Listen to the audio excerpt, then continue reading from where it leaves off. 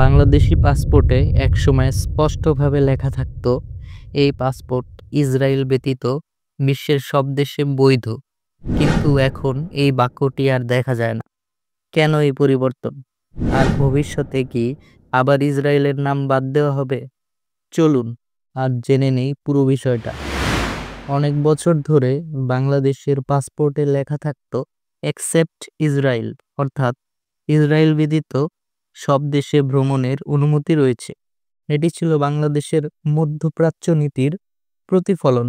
কিন্তু ২০২১ সালে এই পাসপোর্ট চালুর সময় এই অ্যাকসেপ্ট ইসরায়েল শব্দগুলো বাদ দেওয়া হয়। স্বৈরাচার সরকার তখন জানায় আন্তর্জাতিক মান বজায় রাখতে এই পরিবর্তন আনা হয়েছে, তবে নীতিগত অবস্থানে কোনো পরিবর্তন আসেনি।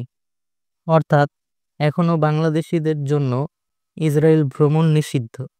সম্প্রতি বিভিন্ন সামাজিক ও রাজনৈতিক সংগঠন যেমন জাতীয় বিপ্লবী পরিষদ ও ইন্তিফাদা ফাউন্ডেশন দাবি তুলেছে পাসপোর্টে আবার ইসরায়েল ব্যতীত শব্দটি ফিরিয়ে আনার জন্য। এ নিয়ে স্বরাষ্ট্র মন্ত্রণালয়ের উপদেষ্টা বলেন, এই দাবি যৌক্তিক এবং পররাষ্ট্র মন্ত্রণালয়ের সঙ্গে আলোচনা করে এ বিষয়ে সিদ্ধান্ত নেওয়া হবে।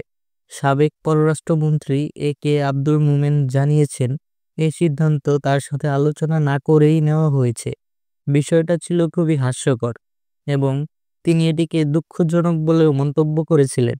অন্যদিকে সরকারের বর্তমান অবস্থা অনুযায়ী ইসরায়েলের সঙ্গে বাংলাদেশের কূটনীতিক সম্পর্ক স্থাপনের কোনো পরিকল্পনা নেই। এছাড়া বিভিন্ন দেশ তাদের পাসপোর্টে অ্যাকসেপ্ট ইসরায়েল লেখাটি এখনো রেখেছে আমাদের দেশেই, তবে কেন এটিকে পরিবর্তন করা হলো? আরও তথ্যভিত্তিক ভিডিও পেতে এক্সপ্লোর উইথ সারিয়াত চ্যানেলটি সাবস্ক্রাইব করুন।